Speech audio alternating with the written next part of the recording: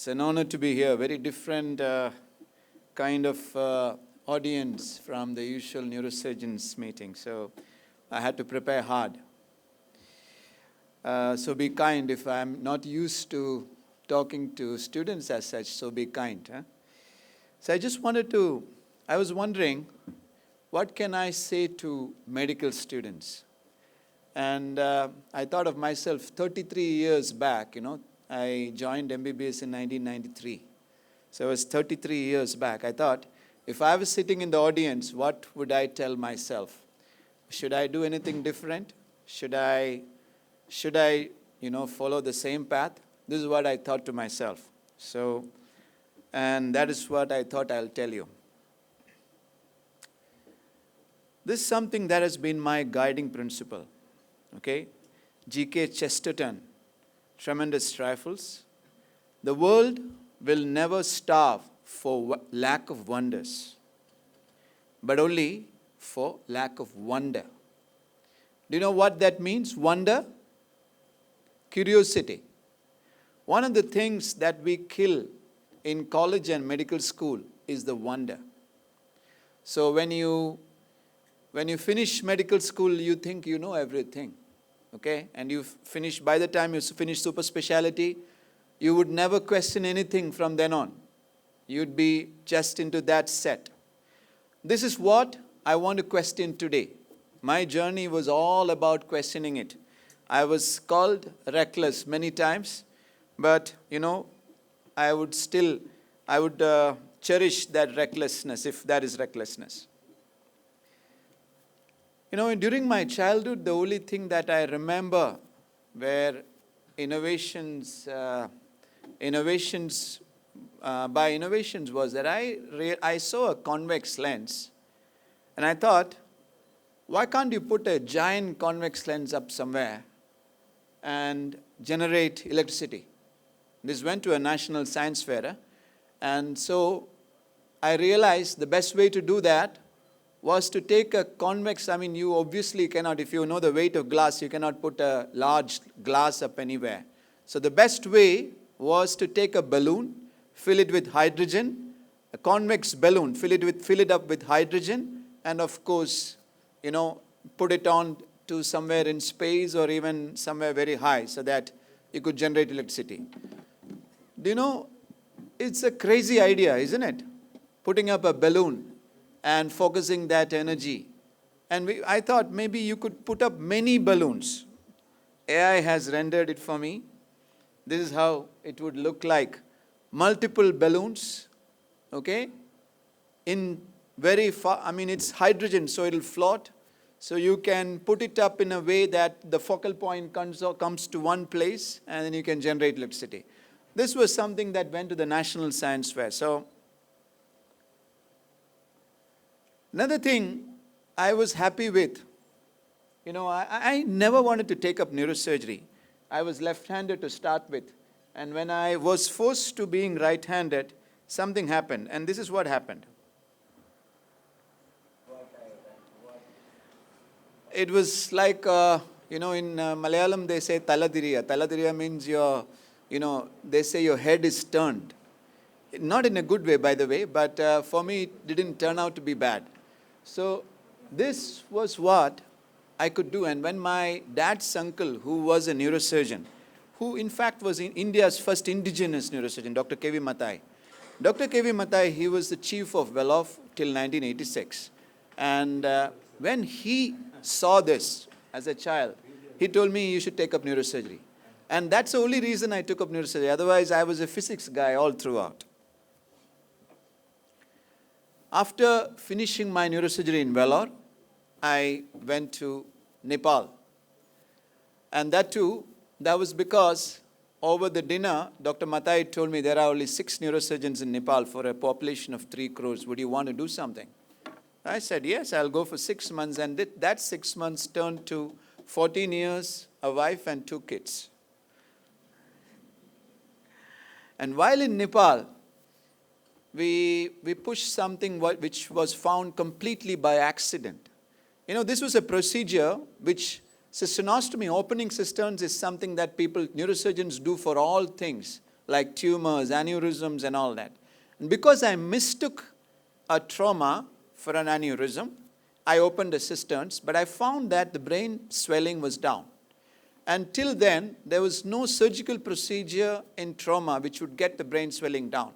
So I started doing cisternostomies for brain traumas.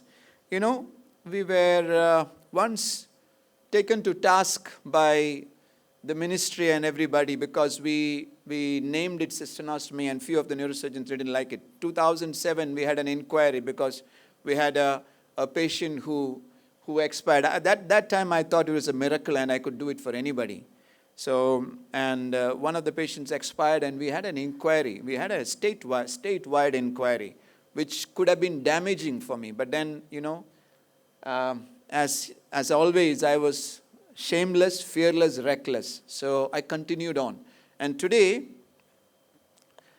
you know, this is WFNS 2019. We had a session in cisternostomy. Today it's taught in over 80 countries.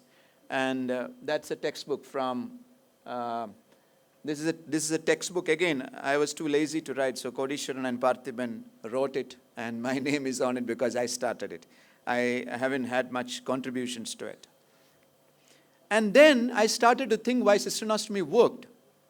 The only way cisternostomy could have worked if it was CSF going into the brain. If CSF was going into the brain, why would CSF go into the brain at all? Now you have a professor of physiology here. Why would CSF go into the brain at all? Why would CSF be changed 3 times a day? Then we realized that it is probably because CSF is cooling and cleaning. So we went ahead and proposed that CSF is cooling. That led us to the cooling and cleaning theory. Again, that was the first time in the world anybody described how the brain was cooled, with implications to Alzheimer's and a lot of degenerative diseases. That became the chapter of another Springer textbook, the Springer Neuro textbook. There was way back in 2017 or something, a Spanish neuroradiologist called Margarita Beltran. She was my co-author, and this has now become accepted so much, although the G-lymphatic system started off after that. Now after that, we went ahead and did this. You know, when I was in Nepal, we used to do a lot of good surgeries, but you know, coming from Nepal, people will be very condescending to you. Just like you go from India to United States and you talk about surgery, they say, yeah, that's fantastic, but you know, otherwise, like my daughter says, nice, which, you know, is very sarcastic, by the way. So, but the problem is you don't have you seen, one of the surgeons even asked me, have you seen a 3 Tesla intra-op MR? So I decided I should have all the gadgets that the best place has. So we got all the gadgets, and this was 10 years back, when India did not have... bringing microsurgery to neurotrauma.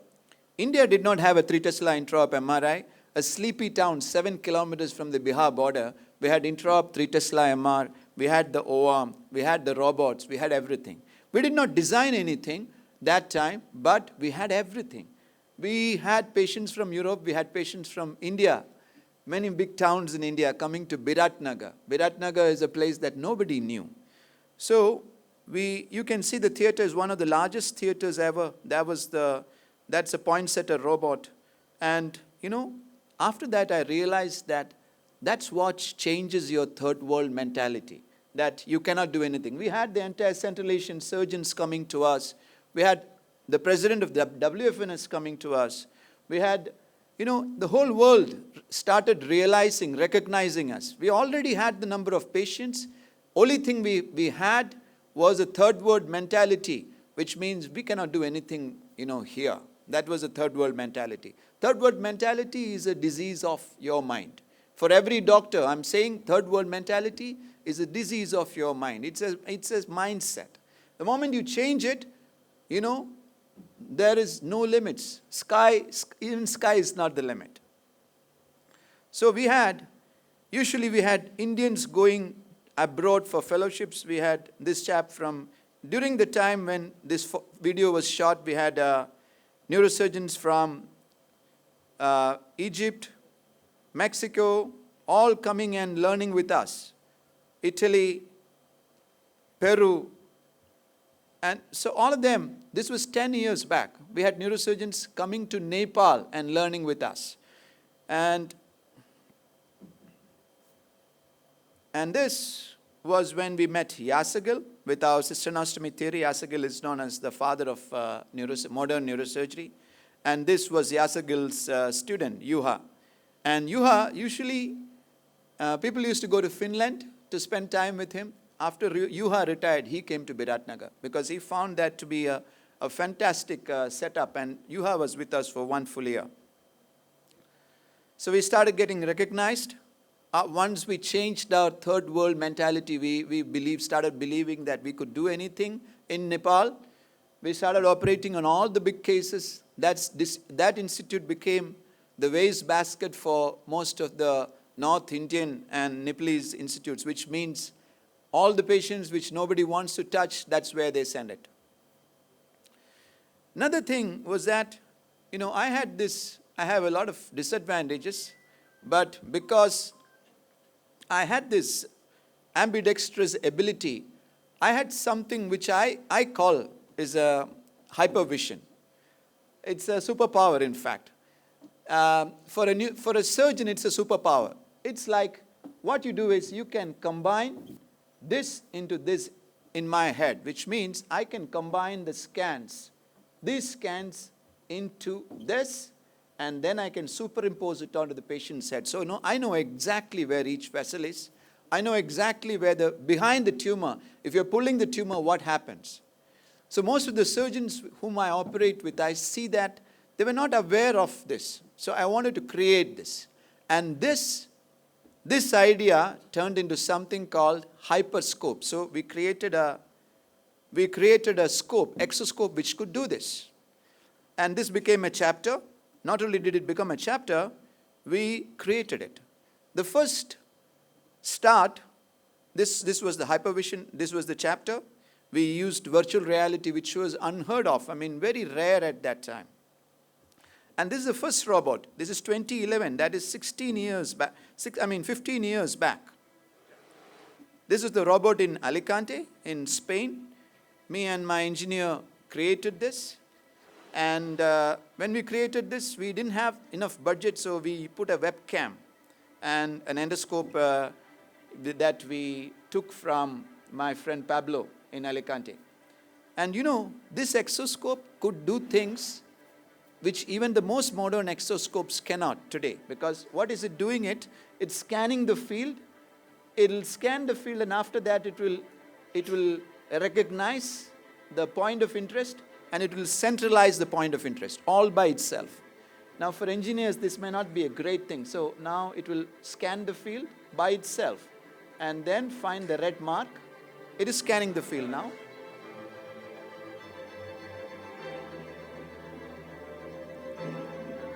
So that, today I have people who are from robotics and various other disciplines in parallel. See, the red mark, it found out the red mark and it will centralize itself. This is something that we did in 2011. This project was complete in 2014. So after this, we created the first exoscope. And that was the Esculap. And even this could even move with your head. You see, when Eduardo is moving his head, the robot would move. Most exoscopes of today, except the Sanma Yoko, which we call the intuitive exoscope, this can do it today, but no other exoscopes. And you must understand, exoscopes cost upward of $1 million. So very few people in the world have experience with exoscopes. And this is something that we created in 2011. And this is today's the exoscope that we designed. This is the world's first intuitive exoscope. Wherever you put your instrument, that's where it will go to. And this is the Sanma Yoko exoscope. Its debut was last year in Dubai. we had the whole who is who of neurosurgery coming and appreciating what we did. So if you talk about ideas to reality, this is an example. And this is because we dreamed. And it took us 15 years. But today, we have the exoscope. I mean, people talk about, when they hear exoscopes, people talk about United States or Europe. This is Indian designed, Indian done exoscope. And this was our theater in the previous place.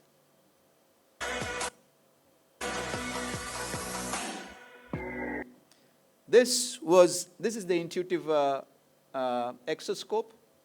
We put this Medharanya software into it, and then you can see the virtual reality, point cloud generation, intra-op CT scan.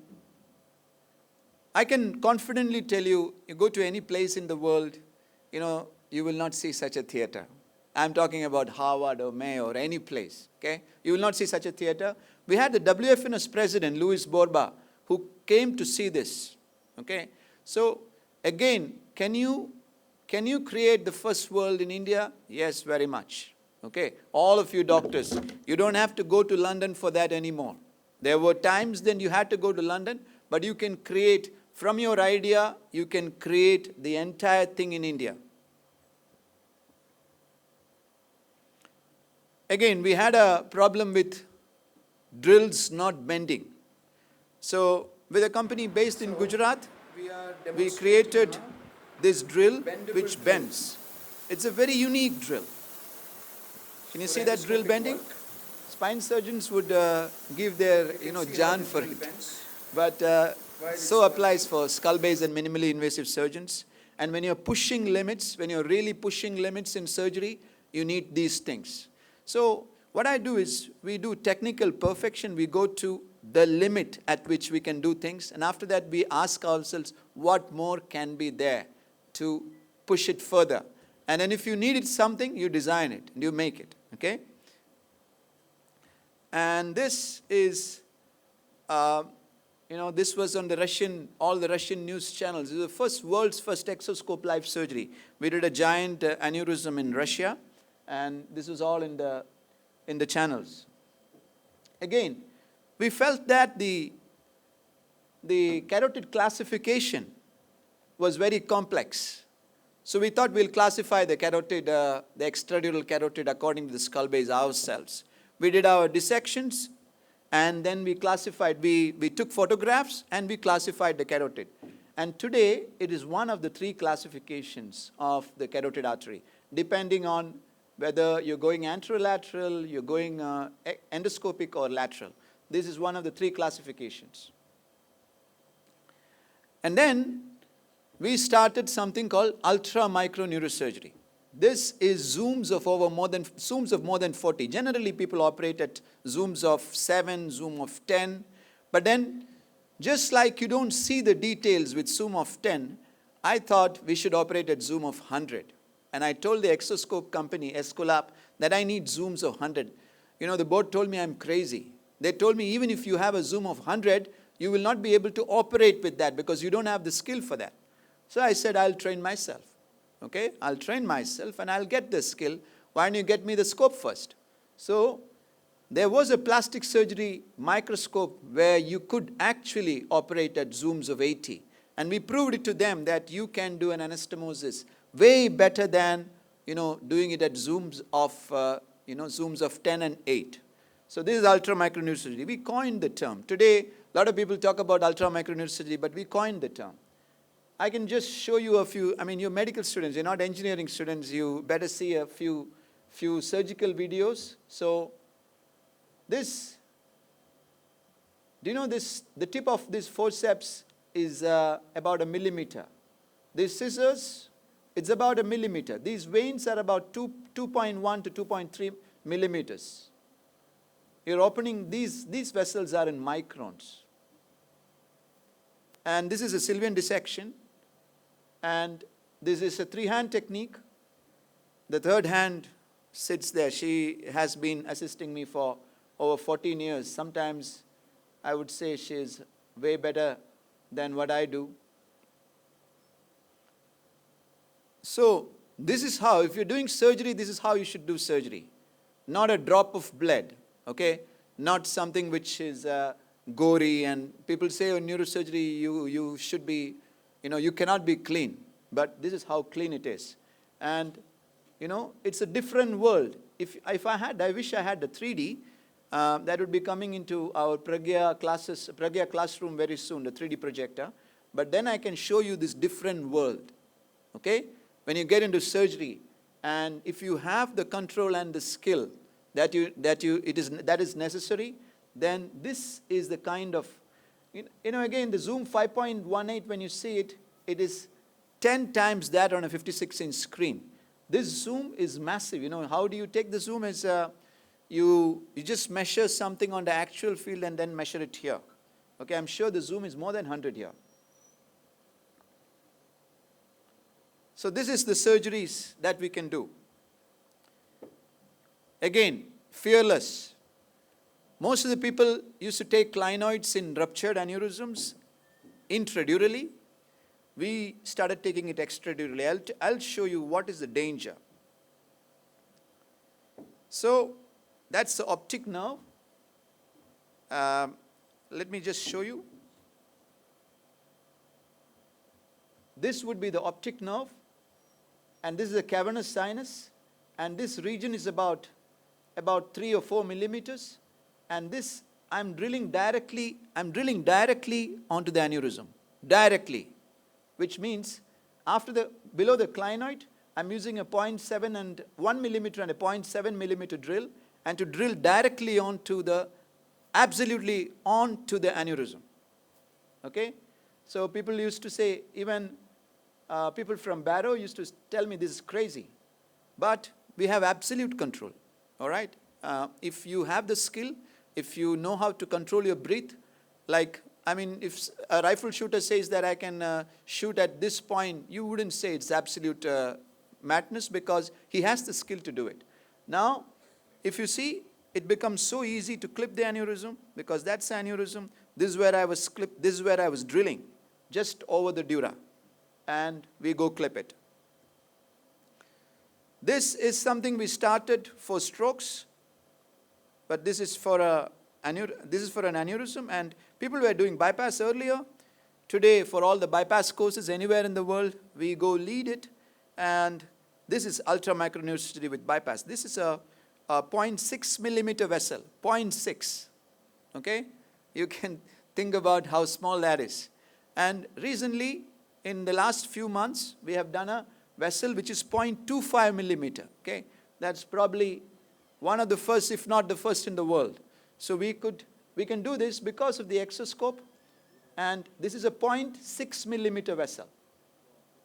Can you anastomose it? Yes, we can. So, and how many sutures can you put? Not 4, 12 sutures, okay? My neurosurgical colleagues here would have seen this, how this is done. This is stroke surgery. When somebody has a stroke, you heard about cardiac bypass, but this is a brain bypass, okay? I want all of you young guys to understand what is the scope. If you develop the right skills, if you train like Olympic athletes, if you train your mind, then you can see what you can do, okay? If you are not getting trained, if you think you can write an exam and become a neurosurgeon, you would be like the rest of the neurosurgeons, okay?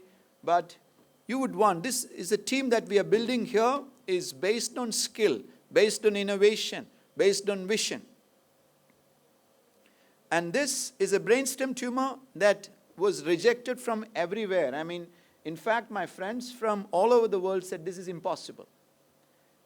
You see, that's a tumor. That's a brainstem tumor. And this is the basilar artery. The only way you can reach it is through the nose. But then, nobody has gone for a brainstem tumor through the nose. Nobody had ever. We decided, why not? Let's go for it through the nose. The only problem is, the basilar artery is right in front, and the 6th nerve is here. So, we did cadaver dissections to see whether can we do it. We told the patient's relative that this is a 1 in 100 chance. We don't know whether we'll be able to pull it off, but I think we'll be able to pull it off. Because 13 centimeter inside, you have a small corridor through the nose, and you have to take out the entire tumor. You have only 2D vision, okay? So we went for it. So a lot of maneuvers that we did was probably for the first time, okay, lateralizing the sixth nerve, cutting the petroclinoidal ligaments. This is all for the first time. This is the anatomy. And then when we take up the clival dura, what we see is the basilar right behind. Vertebrals and the basilar right behind. And we could find the tumor just there, and we had to take this tumor through windows of basilar perforators. So that's the sixth nerve. That's the abducens nerve going there. That's the vertebral artery. That's the vertebral. The basilar is here. This is the pons. That's the pons. I'm going into the pons from the front. It's 13.5. That's a perforator. That's a basilar perforator. If you tear it, then it's game over. Okay? So you're taking out tumor, and we could take the entire tumor out. And now it's almost 6 years. This woman has had a child now. She came on a wheelchair to us. Okay? And now when she's on Facebook with us. So you will see that. So a lot of people, when they tell brain stems, they say it's madness. It's not madness. Okay? This is how you can take these out. And this is the hematoma that was there. And this is the lady. We wanted to show you two types of visions. One is with an exoscope and an endoscope. I just wanted to show you the last part.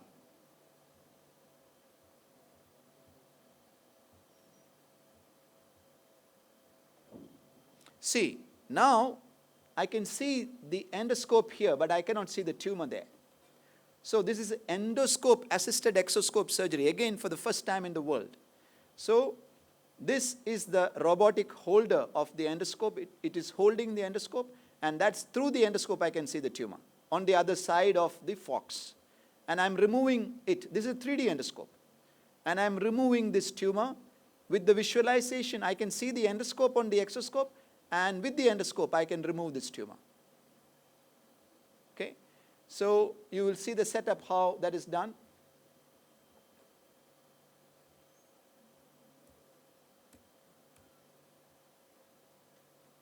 You will see in the theater how that is done. You can see the exoscope now. That's the exoscope. We designed that. We were the design leads for that. And that is a Franca Amica normal robot which we converted into an endoscope holder. And that's a 3D endoscope. This is what we did. And you know, we had to get the licenses from the Indian Ethical Committee for this, for this robot to hold the endoscope. And then we kept on having way more, we were recognized all over the world. And we got recognized by the UN as well. Then we thought, is there a hope for patients who had a stroke? Can stroke bypass be done? So now today it's, AIMS is participating with us, NIMHANS is participating with us, Vellore is participating with us. It's very soon going to be an ICMR project. We have done these stroke patients here. Vikrant here, he's also been part of the team. Harsh, all of these guys have been part of this team. So for stroke patients, what is the hope that we can offer? Okay, most of these places in the world, they were doing bypasses into M2 and M3, which is a non-selective bypass. M4 is technically extremely difficult. So we went ahead and started M4 bypasses. And for that, we designed our own instrument set. This is the instrument set that we designed again in India. We designed it, and today it's used all over the world. This is our work in South America. This is our work in Central Asia, Africa. Tonight I'm flying to Africa again. So this is our work with China. And, we can talk about all the, bad feelings that we have when it comes to countries that those are our enemies. But let me tell you, unless you take away all these feelings, you can never be, never be a proper scientist. This is neurosurgical TV, where we have over 250 presentations, live surgeries. And this is what is coming to Parul. Okay, this is the future of neurosurgery. This is an intraop MR. The MR is already ready. It is not just conceptualized, it is already ready. It's an open MR where it is sitting inside our theater. It is not a two-room solution at all. And it is sitting inside our theater. In 4.5 minutes, we can do this scan with the patient's head open. And we have, this MR is called the Drish for Drishya. We have AR, we have AI, machine learning, and we have the exoscope. All this together forms the Medharanya. Completely conceptualized, designed, made in India. And in June, it will be functional here.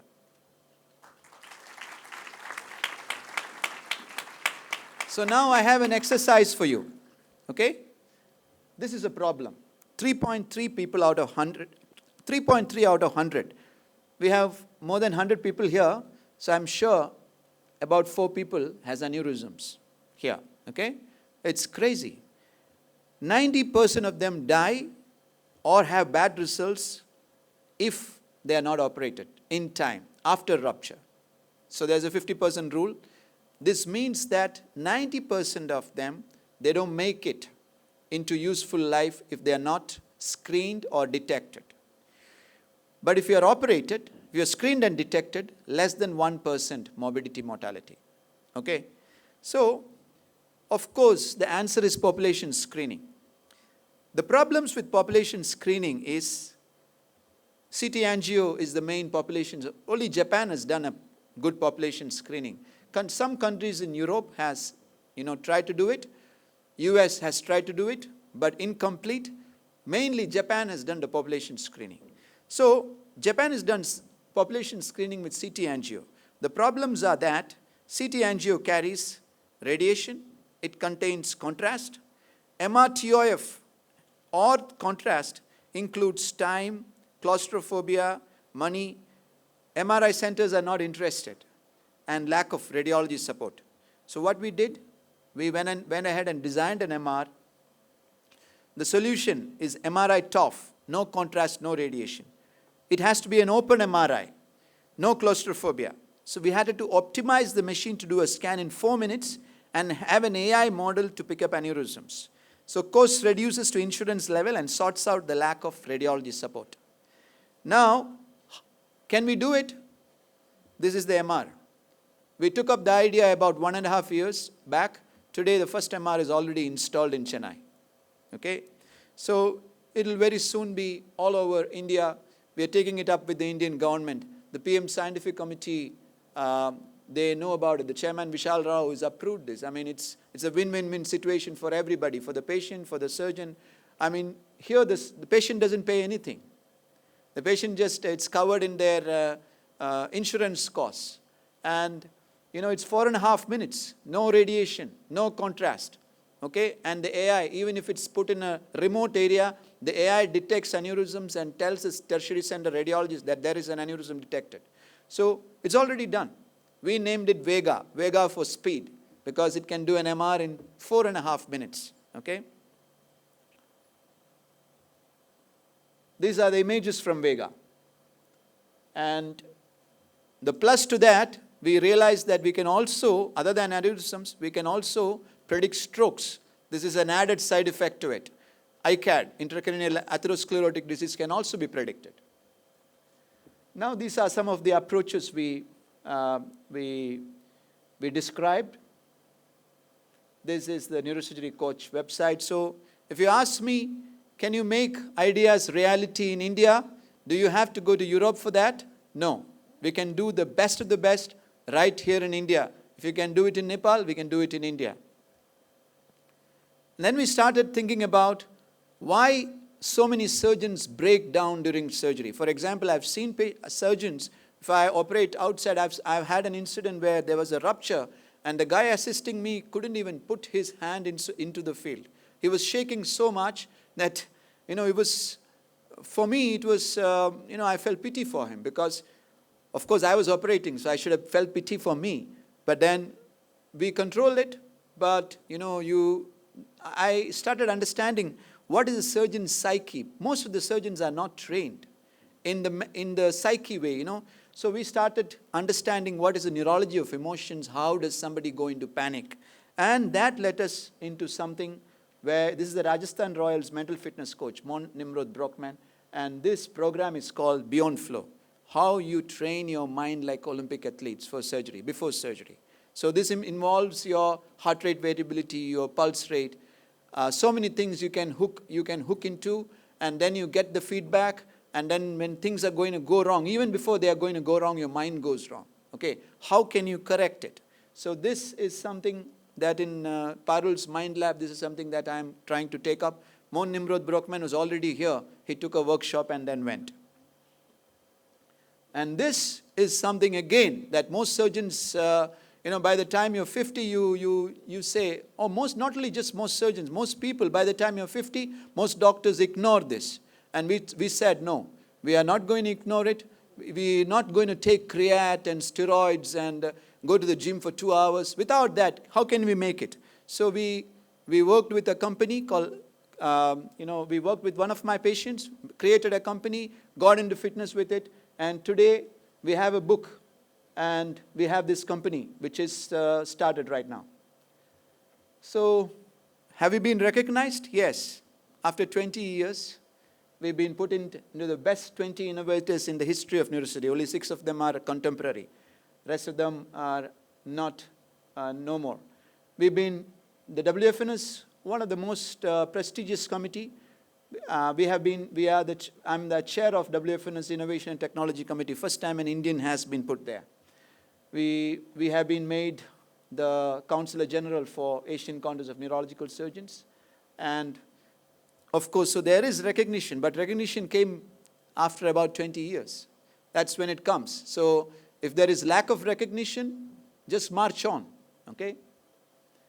So these are where we teach younger colleagues, and this is fun time. Don't think life is just medicine or life is just neurosurgery. Anybody who tells you that, just smile at them and tell them that's your job, okay? I mean, enjoy life as much as you can, okay? And so the life lessons that I would like to summarize for you is, number 1, embrace the struggles. If you're doing only 25 push-ups today, say that I'm going to do 100. You may completely break yourself, but you'll be surprised at how much you can do, okay? And embrace the struggles. When something ruptures, the general principle is to step back and say, no, I cannot do that, I'll just shut down and go. But think that I am going to do this. I am the only guy who can do this, okay? And then embrace that discomfort. Second, innovate, have patience, persistence, not just patience, but persistence and strength. You must be strong enough, okay? A lot of people say neurosurgeons have an ego, and that's just because they think themselves as something that is indestructible, because every day in and out, the kind of things you see can break you apart in a month or so. My junior colleague I see Harsh here. You can ask him, you go into your first independent surgeries and 1 month can break you. All right. You will never do big cases again. You will never have the heart for it again. So you have to have strength, patience, persistence. You have to be fearless and shameless for the right reasons, not for the wrong reasons. Never be driven or enslaved by money. I've never worked. I think I worked 7 days in a corporate hospital. That was all that was enough. Okay. We have a lot of guys who are in the 1 crore club. I'm talking about per month. So, but then that has never driven me. That has never been a source of inspiration for me. That is never. To make money, there are much more better ways than medicine. Okay. If any of you think about making money, please don't get into medicines. Please don't do super specialties. Go into business. Go into real estate. This is my sincere advice. Work towards perfection in skills. If a surgery is being done, it should be poetic. Okay? You should not have any blood. You should have such a clean field. that when you do, people should say, wow, this guy knows his craft. Always think of paradigm shifts, manifest them. If you come to a turn that people say that this is the end, you cannot do more. You think about something that you can do better. Innovate for it. Make a tool for it. Okay, design a tool. At least have a dream. Start working on it. Always fitness and other adventures like trekking, off-roading and other things, okay, it adds to your life in neurosurgery and medicine. Always have friends outside medicine, okay? Don't have a doctor's club, all right? Go for guys who are engineers, who are off-roaders, who are poets. You will learn much more rather than discussing your last night's case in your parties, okay? Be kind, naive, strong, creative, childlike, and disregard everything else. So, thank you very much. God bless.